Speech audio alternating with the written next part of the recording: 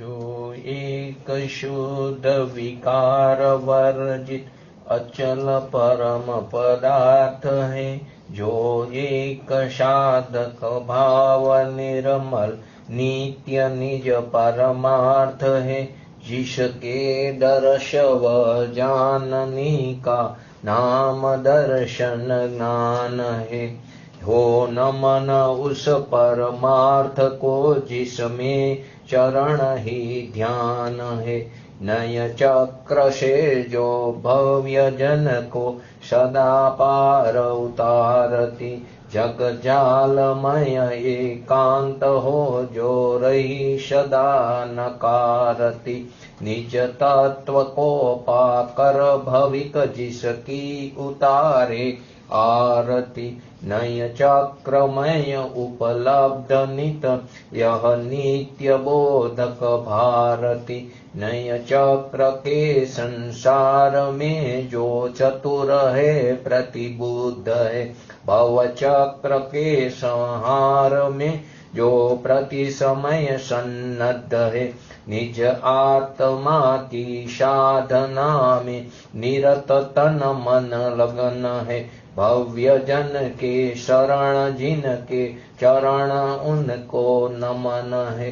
कर कर नमन निज भाव को जिन जिन गुरु जिन वचन को, निज भाव निर्मल करण को जिन वर कथित नय चक्र को, निज बुद्धि बल अनुसार प्रस्तुत कर रहा हूँ विघ्न जन। ध्यान रखना चाहिए यदि हो कहीं कुछ स्खलन, मंगलमय जिन राज को वंदु वारंवार, जिन वाणी गुरु को नमो नय रहस्य दातार। धान्य धान्य जिन देव का शादवाद नय चक्र, जिसे साधने से मिटे भक्ति जन का भव चक्र। जिन वर का नय चक्र हो यह मोह तिमिर करे विनाश, भेद ज्ञान की दिव्य ज्योति में शुद्धात्मा करे प्रकाश। एक अखंड भेद त्रिकारी नायक ध्रुव चैतन्य स्वभाव, परम शोध नय करे प्रकाशित परम पारणामिक निज भाव। नय पक्षों से मुक्त हुए जो निज स्वरूप में गुप्त रहे, निर्विकल्प हो शांत चित वे ही अमृत साक्षात पिए। जिन प्रवचन का मर्म हो यह जानो नय रहस्य का सार, अंतर्मुख परिणति में बहती चिदानंद रस अमृत जात। श्री जिनवर निवंदना करो सहज निष्काम, पक्षांति क्रांत परमात्मा पामो मंगल धाम। नय प्रमाण थी जाणीने सप्त तत्व नो मर्म, रत्न त्रय निधि प्राप्त करी नाशे त्रिविध दुष्कर्म। नमो रिंग टणंग नमो सिद्धाणं नमो ऐरिणं नमो वज्रणं नमो लोहि शवसावणं। चतारी मंगलम अर्यंता मंगलम सिद्धा मंगलम शाहु मंगलम केवली पंतो धम्म मंगलम। चतारी लुगुतमा अर्यंता लुगुतमा सिद्धा लुगुतमा शाहु लुगुतमा केवली पंतो धम्म लुगुतमा। चतारी शरण भोजामि अर्यंते शरण भोजामि सिद्धे शरण भोजामि शाहु शरण भोजामि केवली पंतो धम्मो शरण भोजामि। ओम नमो अर्यंताणु।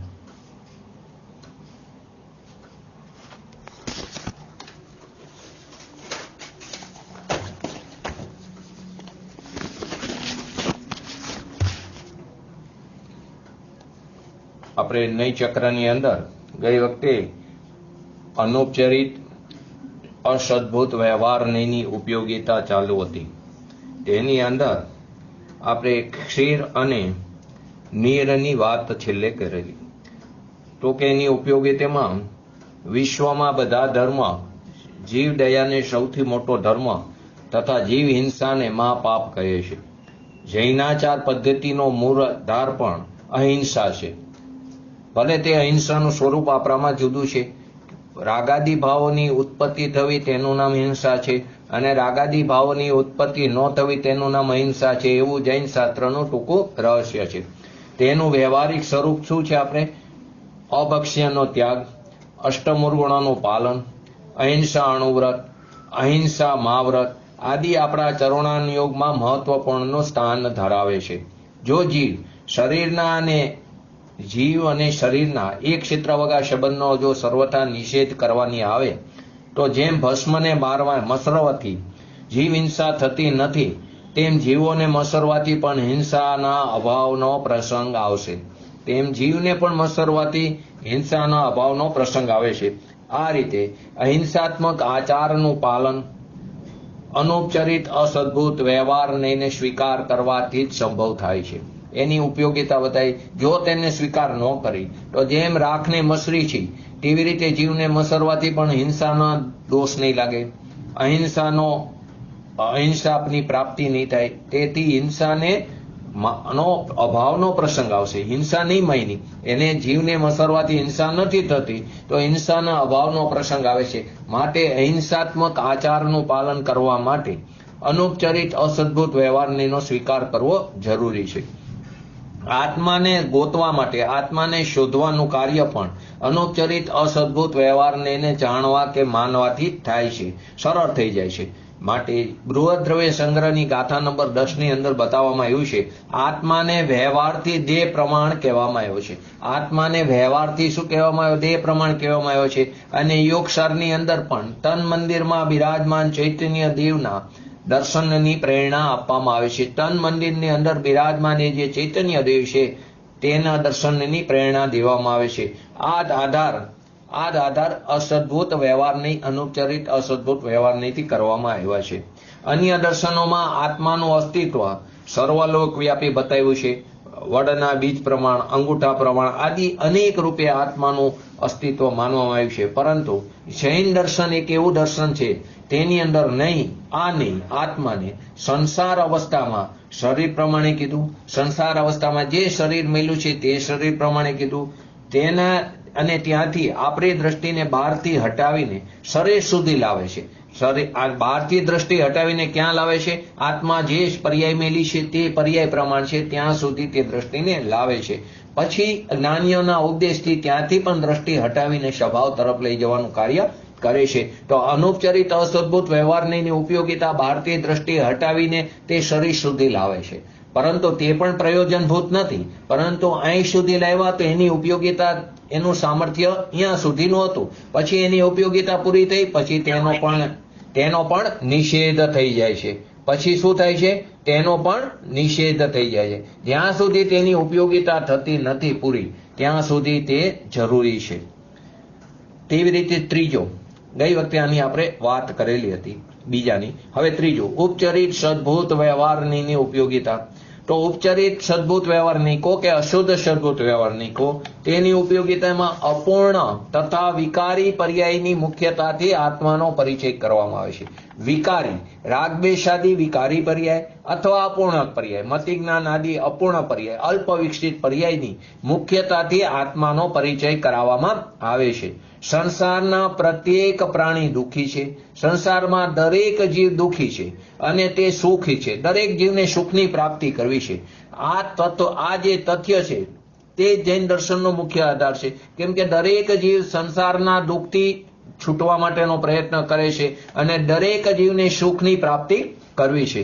આત્માની રાગદ્વેષાદી વિકારી પર્યાયો સ્વયં દુઃખરૂપ છે. આ આત્માની રાગદ્વેષાદી જે વિકારી પર્યાય છે તે સ્વયં દુઃખરૂપ છે. તે દુઃખનું કારણ છે. તેને જાણ્યા વગર તેનો અભાવ કરવો સંભવ નથી. જ્યાં સુધી તે વિકારી પર્યાયનું જ્ઞાન નહીં થાય ત્યાં સુધી વિકારને ટાળવાનો પ્રયત્ન નહીં થાય. માટે જે આત્માની રાગદ્વેષાદી જે વિકારી પર્યાય છે તે સ્વયં દુઃખરૂપ છે અને દુઃખનું કારણ છે.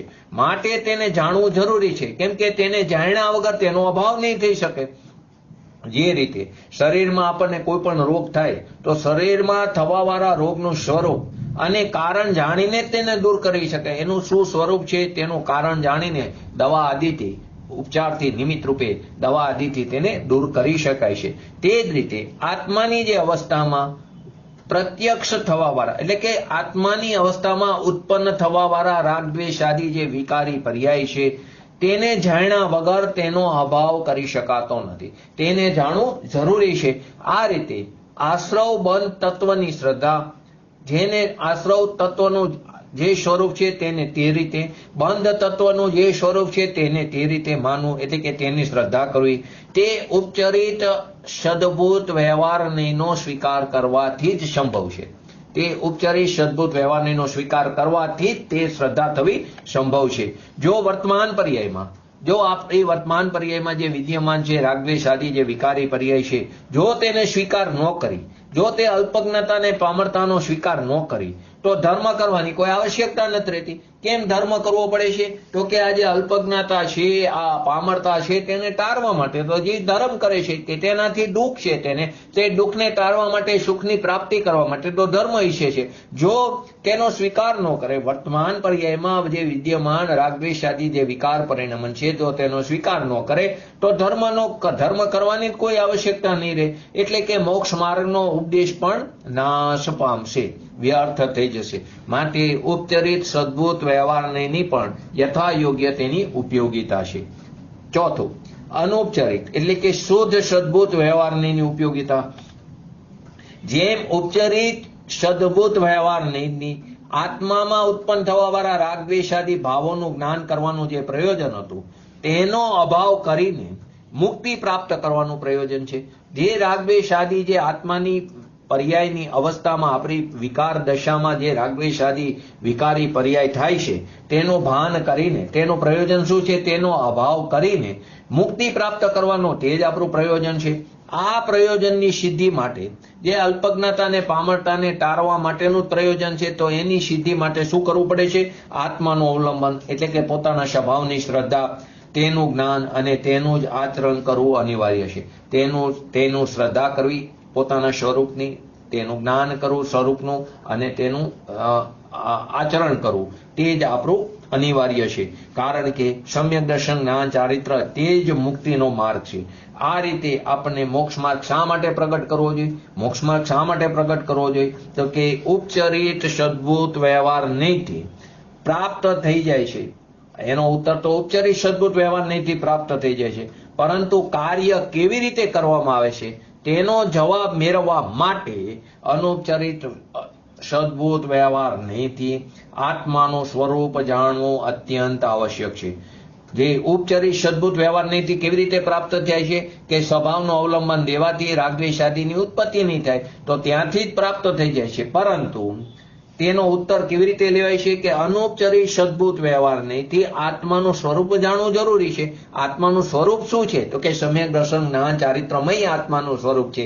તો તેને જાણવાથી તેનું સ્વરૂપ, આત્માનું સ્વરૂપ જાણવો, તે અનૌપચારિક સદભૂત વ્યવહાર નહીંથી તે સ્વરૂપ જાણી શકાય છે, અને તેનાથી સ્વભાવના અવલંબને રાગદ્વેષ આદિની ઉત્પત્તિ થતી નથી. માટે આ નહીં આત્માના નિજ વૈભવનું જ્ઞાન કરાવે છે. આ નહીં તે શું કરે છે? આત્માના નિજ વૈભવનું જ્ઞાન કરાવે છે. પૂજ્ય ગુરુદેવ શ્રીના પ્રવચનમાં વારંવાર આવે છે કે આત્મા તે અનંત શક્તિઓનું સંગ્રહાલય છે. શું આવે છે? આત્મા જે છે તે અનંત શક્તિઓનું સંગ્રહાલય છે, અનંત ગુણોનું ગોદામ છે, અનંત ગુણોની એની પરિવાર છે, એની પ્રજા છે. ચૈતન્યના નૂરનું પૂર અંદર છે, ચૈતન્યના નૂરનું પૂર પરમાત્મા છે. આવા વાક્ય તેમના પ્રવચનની અંદર મુખ્ય રીતે, આકર્ષક રીતે બિંદુ છે. એક આત્મા કહેવા માત્રથી તેનું સ્વરૂપ સમજી શકાતું નથી. એક આત્મા માત્ર કહેવાથી આત્માનું સ્વરૂપ સમજી નથી શકાતું. તેથી અભેદ આત્માનું સ્વરૂપ સમજવા માટે આત્માના ગુણો, આત્માની શક્તિઓ અને સ્વભાવોનો ભેદ કરવામાં આવે છે. શું કરવામાં? આત્માનું સ્વરૂપ જાણવા માટે આત્માના ગુણોની, આત્માની શક્તિઓની અને સ્વભાવોનો ભેદ કરવામાં આવે છે. કારણ કે સ્વરૂપનું અવલંબન કરવા માટે આત્માના જ્ઞાન, દર્શન, ચારિત્ર, સુખ, વીર્ય આદિ શક્તિઓ, ગુણો અને તેના કાર્યોને જાણવા પણ જરૂરી છે. તેનું દરેકનું શું કાર્ય છે તે જાણવું પણ જરૂરી છે. કેમ કે આત્મામાં અનંત શક્તિઓ છે. તો તેનો વિશ્વાસ કેવી રીતે આવે? જ્યાં સુધી અનંત જ્ઞાન, દર્શન, સુખ, વીર્ય આદિ પૂર્ણ પર્યાય રૂપી પરિણમિત આત્માનો વિશ્વાસ ન થાય, અનંત ચતુષ્યનું જ્યાં સુધી પરિણમન ન થાય, એટલે કે પરિણમિત જે આત્માનો વિશ્વાસ ન થાય, ત્યાં સુધી તેની શક્તિઓનો પણ વિશ્વાસ નહીં થાય. તેથી અનૌપચારિક સદભૂત વ્યવહાર નહીં, આત્માની શક્તિઓની સાથે સાથે અર્યંતો અને સિદ્ધોમાં પ્રગટ પૂર્ણ શુદ્ધ પર્યાયોનું પણ જ્ઞાન કરાવે છે. આત્માની શક્તિઓની સાથે અર્યંતી અને સિદ્ધોની જે પ્રગટ પૂર્ણ પર્યાય છે તેનું જ્ઞાન પણ કરાવે છે. પૂર્ણ શુદ્ધ પર્યાયમાં પ્રગટ થવાવાળા આત્મવૈભવનું જે એની જે વાત છે તે યુગલજીનું જે સિદ્ધ પૂજન છે તેની અંદર પણ બતાવવામાં આવી છે. આ રીતે અનૌપચારિક સદભૂત વ્યવહાર નીતિ આત્માની પૂર્ણ શુદ્ધ પર્યાયોનું જ્ઞાન કરાવીને અનૌપચારિક સદભૂત વ્યવહાર નીતિ આત્માની પૂર્ણ શુદ્ધ પર્યાયોનું જ્ઞાન કરાવીને મોક્ષ તત્વની શ્રદ્ધા કરવામાં તે નિમિત્તરૂપ બને છે. તથા આત્માની અંદર રહેલા વિદ્યમાન ગુણો તેની શક્તિઓનું જ્ઞાન કરાવીને અભેદ આત્માનો મહિમા, અભેદ જે આત્મા છે તેનો મહિમા ઉત્પન્ન કરાવીને આત્માનુભૂતિ કરવામાં પણ તે નિમિત્ત બને છે. આ તેની ઉપયોગિતા છે. તો આ ચાર પ્રકારે આપણે ચાર નયની ઉપયોગિતા વ્યવહારની જોઈ. હવે પ્રશ્ન, એક વસ્તુમાં ગુણ પર્યાય આદિના ભેદ કરવા સદભૂત વ્યવહારનું કથન કહેવામાં આવ્યું. એક જ વસ્તુમાં અખંડ અભેદ વસ્તુમાં ગુણ પર્યાયના ભેદ કરવા તે સદભૂત વ્યવહારનું કથન કહેવામાં આવ્યું. તો શું આ નયના પ્રયોગમાં પણ વિભિન્નતા જોવા મળે? તેના પ્રયોગમાં વિભિન્નતા જોવા મળે? તો કે હા, ગુણ ગુણી અથવા પર્યાયના ભેદ ઉપરથી ગુણ ગુણી અથવા પર્યાયના ભેદના આધારથી સદભૂત વ્યવહારના ઘણા પ્રયોગ આગમની અંદર જોવા મળે છે. ઘણા બધા પ્રયોગ જોવા મળે છે. તો આપણે તે પ્રયોગને જોઈએ. તો પેલું શુદ્ધ એટલે કે અનૌપચારિક સદભૂત વ્યવહારના વિભિન્ન પ્રયોગ. હવે આપણે સદભૂત વ્યવહારની અંદર એના જે વિભિન્ન પ્રયોગો ભિન્નતા જોવા મળે છે, અલગ અલગ પ્રકારના જે કથનો જોવા મળે છે ગુણગુણીના આધાર ઉપર અને પર્યાયના આધાર ઉપર. તો પેલું સામાન્ય દ્રવ્ય, જીવ માત્ર. સામાન્ય દ્રવ્ય એટલે જીવ માત્ર, દરેક જીવની વાત છે. અથવા તો શુદ્ધ દ્રવ્ય એટલે કે સિદ્ધ ભગવાન, અથવા તો શુદ્ધ દ્રવ્ય એની અંદર સિદ્ધ ભગવાન લીધા. કેમ કે હજી અર્યંતમાં તો હજી અઘાતી કર્મ પડ્યા છે શુદ્ધ, પરંતુ અઘાતી કર્મ પડ્યા છે. તેથી પર્યાય અપેક્ષાએ તેને શુદ્ધમાં ન લીધું. તો કે સિદ્ધ ભગવાનમાં પણ ગુણ ગુણીનો ભેદ કરીને જીવને જ્ઞાન ગુણવાળો કેવો? જીવને શું કીધો? જ્ઞાન ગુણવાળો. જીવ માત્ર એટલે કે સામાન્ય દ્રવ્ય એટલે દરેક જીવ, અને અથવા તો શુદ્ધ દ્રવ્ય એટલે કે સિદ્ધ ભગવાનની વાત કરી, એમાં પણ ગુણ ગુણીનો ભેદ કરીને જીવને જ્ઞાન ગુણવાળો કેવો? તો કે જ્ઞાન ગુણવાળો કેવો તે આ પ્રયોગ છે. કોનું? શુદ્ધ સદભૂત વ્યવહારનું અથવા તો અનૌપચારિક સદભૂત વ્યવહારનું. કેમ કે ગુણ જે છે તે ત્રિકારી સામાન્ય રૂપે હોય છે. ગુણ કેવાય ત્રિકારી હોય છે, સામાન્ય રૂપે હોય છે. તેથી તે શુદ્ધ અશુદ્ધ પર્યાયોથી નિરપેક્ષ હોય છે. તેને શુદ્ધ પર્યાય હોય કે અશુદ્ધ પર્યાય હોય એની સાથે કોઈ લેવા દેવા નથી. જીવ માત્રની અંદર અશુદ્ધ પર્યાય વાળા પણ જીવ છે અને તેની અંદર શુદ્ધ પર્યાય વાળા પણ જીવ છે. પરંતુ ગુણ તો કેવો? ત્રિકારી સામાન્ય છે, તે નિરપેક્ષ હોય છે. તે શુદ્ધ અને અશુદ્ધ પર્યાયથી નિરપેક્ષ હોય છે. માટે જીવને જ્ઞાન ગુણવાળો કેવો? જીવને જ્ઞાન ગુણવાળો કેવો તે અનૌપચારિક સદભૂત વ્યવહારનો આ એક પ્રયોગ છે. બીજું, શુદ્ધ પર્યાય બે પ્રકારની છે. શુદ્ધ પર્યાય કેવી છે? બે પ્રકારની છે. કઈ? સામાન્ય અને વિશેષ. શુદ્ધ પર્યાય બે પ્રકારની છે. એક સામાન્ય શુદ્ધ પર્યાય અને એક વિશેષ શુદ્ધ પર્યાય. તો કે જે સામાન્ય શુદ્ધ પર્યાય છે તે પ્રતિક્ષણ વતી ષષ્ઠ ગુણ હાનિ વૃદ્ધિ વાળી.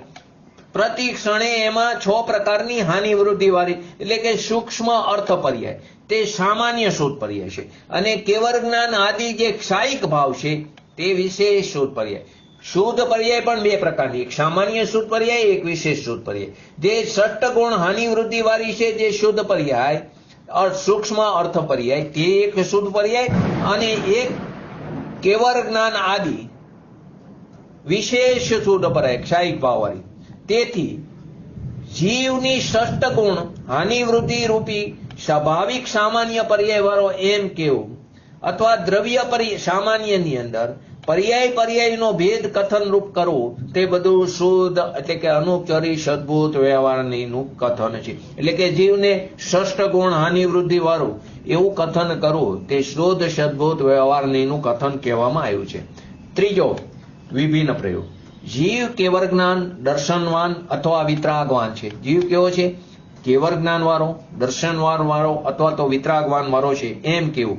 તે દ્રવ્ય જે સામાન્ય એટલે કે જીવ માત્ર તેમાં શુદ્ધ ગુણગુણી અને શુદ્ધ પર્યાય પર્યાયનો ભેદનું કથન કરવા વાળું હોવાથી તે શુદ્ધ અનુપચરી સદભૂત વ્યવહારનો એક આ પ્રયોગ છે. તેવી રીતે સિદ્ધ ભગવાન, હવે જીવ સામાન્ય નહીં, સિદ્ધ ભગવાનની વાત કરી કે કેવલ જ્ઞાન દર્શન વાળા છે અથવા તો પૂર્ણ વિતરાગ વાળા છે એમ કેવું. તે શુદ્ધ દ્રવ્ય અથવા શુદ્ધ પર્યાયમાં શુદ્ધ ગુણગુણી અથવા શુદ્ધ પર્યાય પર્યાયનો ભેદ કર્યો તે પણ શુદ્ધ અનુપચરી સદભૂત વ્યવહારનું કથન છે. ગુણ સામાન્ય જે છે તે તો પર અને સંયોગોથી કહેવાય રહિત છે. ક્ષાયિક ભાવ પણ સંયોગ કે વિકારના અભાવ સ્વરૂપ છે. કે ક્ષાયિક ભાવ છે તે પણ સંયોગથી રહિત છે, વિકારથી રહિત છે, અભાવ સ્વરૂપ છે. તથા સ્વભાવને અનુરૂપ પર્યાયનો જે ભેદનું કથન છે તેને પણ શુદ્ધ અનુપચરી સદભૂત વ્યવહારનો પ્રયોગ કહેવામાં આવ્યો છે. બીજો અનુપચરિત એટલે કે અશુદ્ધ ઉપચરિત સદભૂત વ્યવહારના વિભિન્ન પ્રયોગ. તો કે દ્રવ્ય જે સામાન્ય તેમ અથવા અશુદ્ધ દ્રવ્ય પર્યાય, ઓલામાં શુદ્ધ હતું, અશુદ્ધ દ્રવ્ય પર્યાયનું, અશુદ્ધ દ્રવ્યમાં અશુદ્ધ ગુણો અથવા અશુદ્ધ પર્યાયોના આધાર ઉપર જે ભેદ કરીને ગુણગુણી અથવા પર્યાય પર્યાયી તથા લક્ષણ લક્ષ્ય આદિ દ્વૈત ઉત્પન્ન થાય છે તે બધા જે કથન છે તે ઉપચરિત સદભૂત વ્યવહારના કથન છે. બીજું, જેમાં ઓલામાં કેવળ જ્ઞાન આવ્યું હતું તેમ આની અંદર અશુદ્ધ ગુણ તથા પર્યાયમાં ઔદૈહિક એટલે કે ક્ષાયોક્ષમિક ભાવરૂપ છે. જેમ ઔદૈહિક અને ક્ષાયોક્ષમિક ભાવરૂપ છે. જેમ જ્ઞાન ગુણની મતિ જ્ઞાન આદિ પર્યાયો, અલ્પ વિકસિત પર્યાયો, જ્ઞાન ગુણની મતિ જ્ઞાન આદિ પર્યાયો એટલે કે અલ્પ વિકસિત પર્યાયો, ચારિત્ર ગુણની રાગદ્વેષ આદિ પર્યાય એટલે કે વિકારી પર્યાયો, તથા વેદન ગુણની વિષયજન્ય સુખ દુઃખ વાળી પર્યાય, જે વિષયજન્ય સુખ દુઃખ વાળી જે પર્યાય છે તે ચારિત્રની રાગદ્વેષ વાળી પર્યાયો અને જ્ઞાનની મતિ જ્ઞાન આદિ અલ્પ વિકસિત પર્યાય તે બધું ઉપચરિત સદભૂત વ્યવહારનો પ્રયોગ બતાવવામાં આવ્યો છે. જેવી રીતે આગળ કેવળ જ્ઞાનની વાત કરી એવી રીતે આમાં જીવ સામાન્ય એટલે કે જીવ માત્ર મતિ જ્ઞાન કે રાગદ્વેષ વાળો છે, મતિ જ્ઞાન વાળો છે કે રાગદ્વેષ વાળો છે એમ કેવું તે દ્રવ્ય સામાન્યની અપેક્ષાએ તે અશુદ્ધ સદભૂત વ્યવહારનો કથન છે, પ્રયોગ છે. એવી રીતે સંસારી જીવ મતિ જ્ઞાન અથવા રાગદ્વેષ વાળો છે તે દ્રવ્ય પર્યાયની અપેક્ષાએ તેને પણ અશુદ્ધ સદભૂત વ્યવહારનો પ્રયોગ કરવામાં આવ્યો છે. અસદભૂત વ્યવહારના વિભિન્ન પ્રયોગ. આપણે અશુદ્ધ સદભૂત થોડાક આકરા લઈ ગયા છે, પરંતુ એટલું સમજો, બીજું ન ખ્યાલ આવે તો કે જેટલા પ્રયોગ છે તે દરેક પ્રયોગ નહીં અનંત છે તો પ્રયોગ પણ ઘણા બધા જોવા મળે છે. તો અશુદ્ધ સદભૂત વ્યવહારના વિભિન્ન પ્રયોગો. તો આની અંદર શું અશુદ્ધ સદભૂત વ્યવહારનીમાં અસદભૂત વ્યવહારનીના પ્રયોગમાં પણ વિભિન્નતા જોવા મળે, અસદભૂત વ્યવહારનીના પ્રયોગમાં પણ વિભિન્નતા જોવા મળે છે. તો કે હા, કેમ કે અસદભૂત વ્યવહારની તે વિભિન્ન દ્રવ્યો સાથે વિશિષ્ટ પ્રકારનો સંબંધ સ્થાપિત કરે. અસદભૂત વ્યવહારનો શું કામ છે? વિભિન્ન દ્રવ્યો સાથે તે વિશિષ્ટ પ્રકારનો, પછી ભલે તે નજીકનો હોય કે દૂરવર્તી હોય, પરંતુ તે વિશિષ્ટ સંબંધ સ્થાપિત કરે છે. તેથી તેનું ક્ષેત્ર કેટલું થયું? ઘણું મોટું થઈ ગયું. તો ક્ષેત્ર મોટું છે, દ્રવ્ય તો અનંત અનંત છે અને તેની અંદર સંબંધ પણ અનેક પ્રકારના છે. તેથી આ નયનો વિષય પણ અસીમિત છે. આ નયનો વિષય અસીમિત છે. જ્યારે બે અથવા બે થી વધારે, કેમ કે દ્રવ્ય અનંત અનંત છે તો દરેક દ્રવ્ય સાથેનો સંબંધ પણ ઘણા પ્રકારનો હોઈ શકે. તેથી આ નયનો વિષય પણ કેવો છે? અસીમિત છે. કેમ કે અસદભૂત વ્યવહારની શું કરે છે? વિભિન્ન દ્રવ્યો છે તે વિભિન્ન પ્રકારના સંબંધો સ્થાપિત કરે છે. જ્યારે બે અથવા બે થી વધારે દ્રવ્યો સાથે સંબંધ સ્થાપિત કરવાની વાત આવે છે ત્યારે પ્રશ્ન એક ઉપસ્થિત થવો સ્વાભાવિક છે કે બે કે તે દ્રવ્ય સજાતીય છે કે વિજાતીય છે.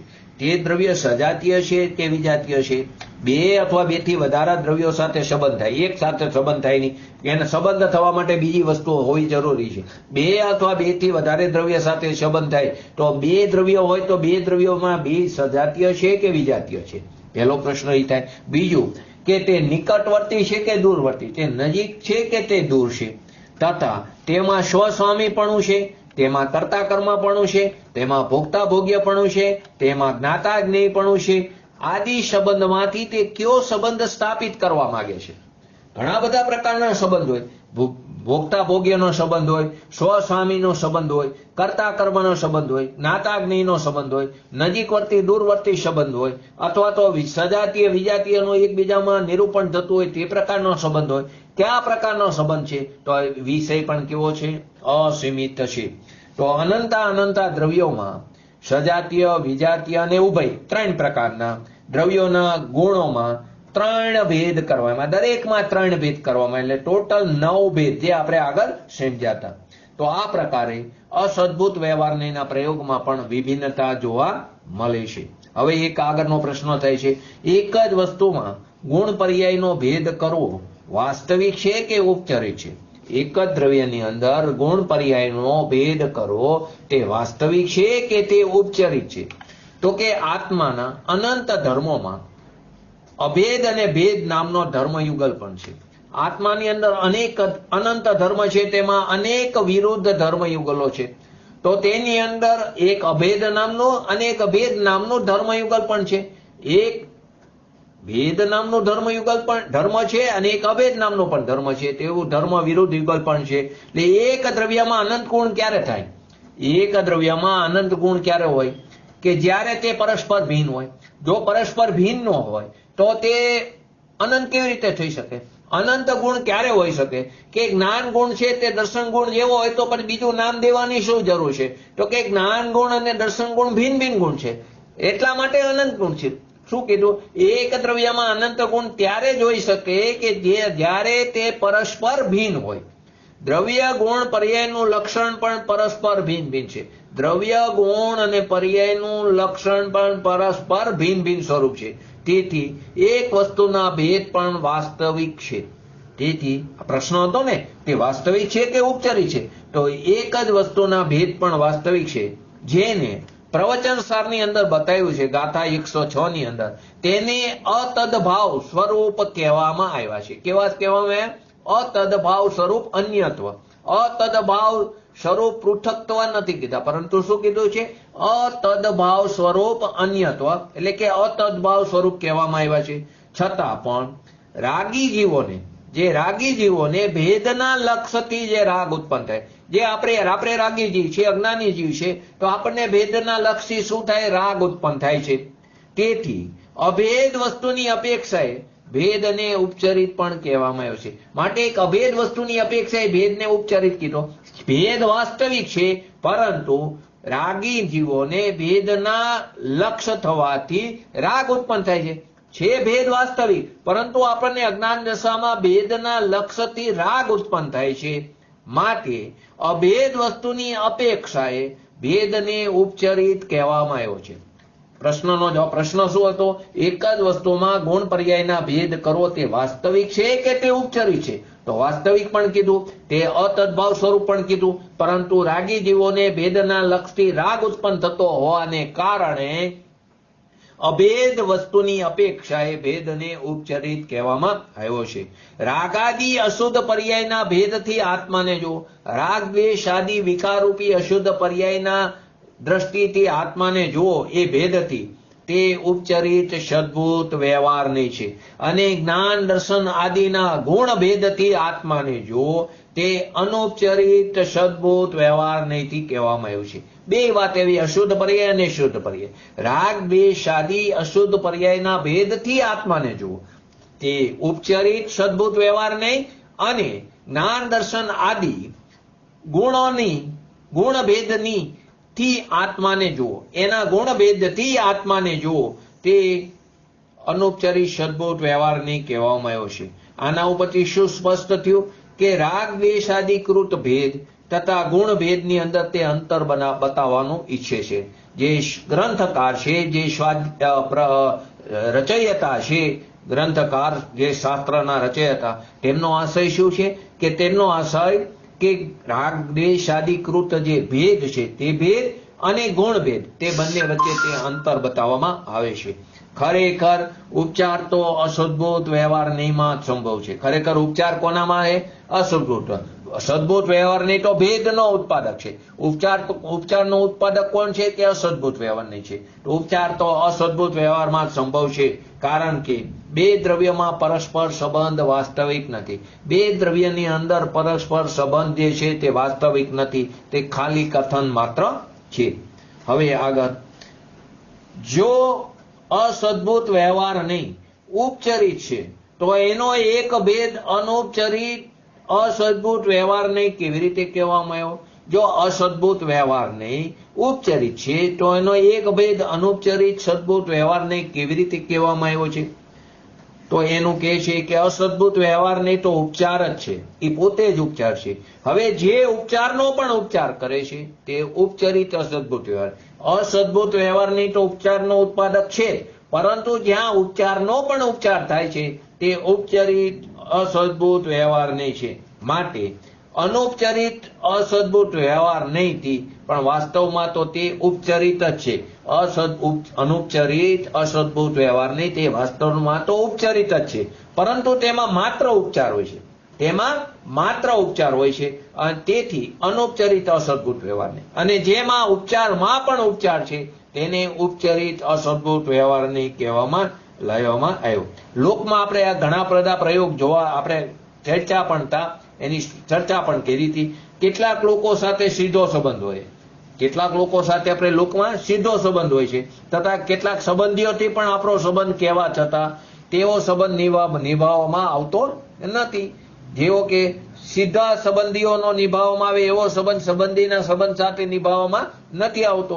જેવી રીતે આપણા સારા હોય, આપણા બનેવી હોય, મામા આદિ હોય, તેની સાથે આપણો સીધો સંબંધ હોય છે, પરંતુ મામાના સારાનો સારો અથવા બનેવીના બનેવી આદિ સાથે જેવો બનેવી સાથે સંબંધ હોય એવો બનેવીના બનેવી સાથે સંબંધ નથી હોતો. આ રીતે 8 કર્મ અને શરીરથી આપણો સીધો સંબંધ હોવાથી, 8 કર્મ અને શરીરથી આપણો સીધો સંબંધ હોવાથી આત્મા અને તેના સંયોગને જાણવા વાળું જ્ઞાન, આત્મા અને તેના સંયોગને જાણવા વાળું જે જ્ઞાન છે તે અનૌપચરિત અસદભૂત વ્યવહાર નહીં છે. જેવી રીતે આપણે બનેવી લીધા, સારા લીધા, પુત્ર લો, પુત્રી લો, પત્ની લો, કંઈ પણ લો, તેની સાથે સીધો સંબંધ છે. પરંતુ બનેવીના બનેવી, સારાનો સારો, તેવી રીતે કોઈ પણ એવો ઇનડાયરેક્ટ સંબંધ હોય, જેવી રીતે મામા હોય તો મામાના સારા, તો એ બધા સાથે જેવો સારા સાથે જેવો સંબંધ છે, જેવો સારા મામા સાથે સંબંધ છે તેવો એની સાથે સંબંધ નથી. એ જ રીતે 8 કર્મ અને શરીરથી આપણને સીધો સંબંધ છે. એટલે આત્માને અને તેના સંયોગને જાણવા વાળું જ્ઞાન અનૌપચરિત અસદભૂત વ્યવહાર નહીં છે. માતા પિતા, ભાઈ બહેન, ધન સંપત્તિ આદિથી આપણો સંબંધ શરીર તથા કર્મોના માધ્યમથી, આ બધા સાથે સંબંધ કેવો છે? શરીરથી અથવા કર્મોના માધ્યમથી છે. તેથી તેનો સંબંધ આપણે ઉપચરિત અસદભૂત વ્યવહારને એની અંદર બતાવવામાં આવે છે. તેનો વિષય છે. શરીરથી સંબંધ છે અથવા કર્મોના માધ્યમથી તેની સાથે સંબંધ છે.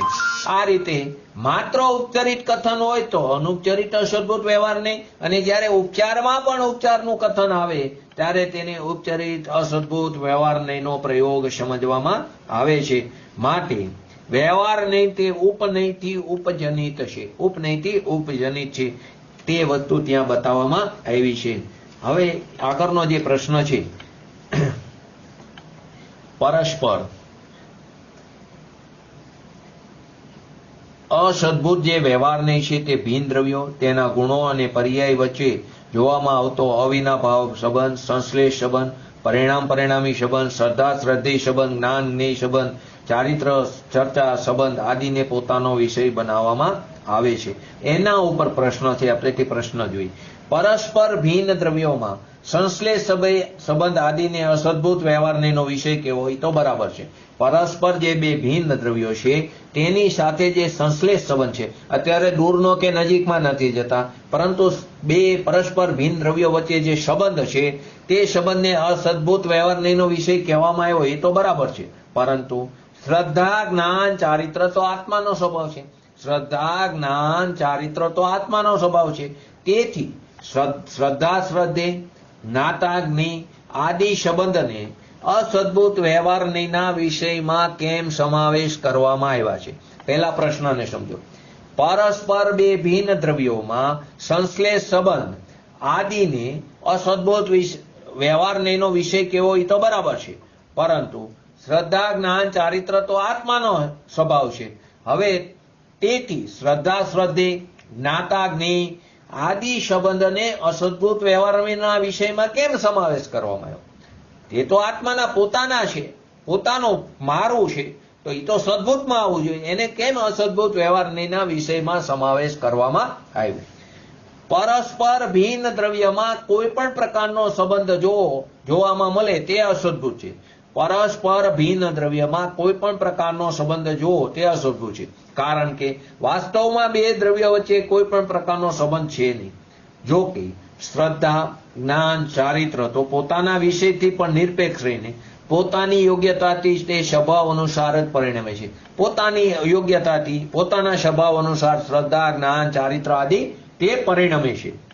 તેથી પ્રતીતિ જાણવું અને રમણતા રૂપી પરિણમન.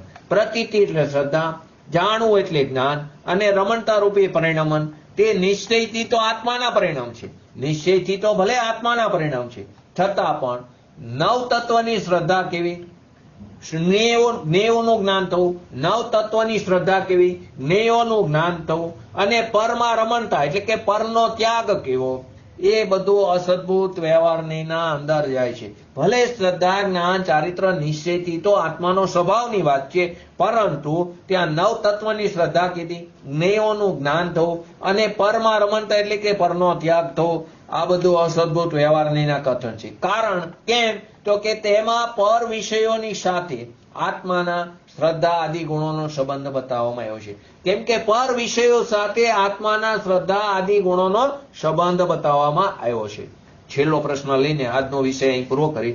જો એવું છે, પેલા ખ્યાલ આવી ગયો ને, કેમ શ્રદ્ધા જ્ઞાન ચારિત્ર એટલે કે શ્રદ્ધા શ્રદ્ધેય જ્ઞાન જ્ઞેયને કેમ અસદભૂત વ્યવહારમાં લેવામાં આવ્યા? કેમ કે તેને પર વિષયો સાથે તે આત્માના શ્રદ્ધા આદિ ગુણોનો સંબંધ બતાવવામાં આવ્યો છે.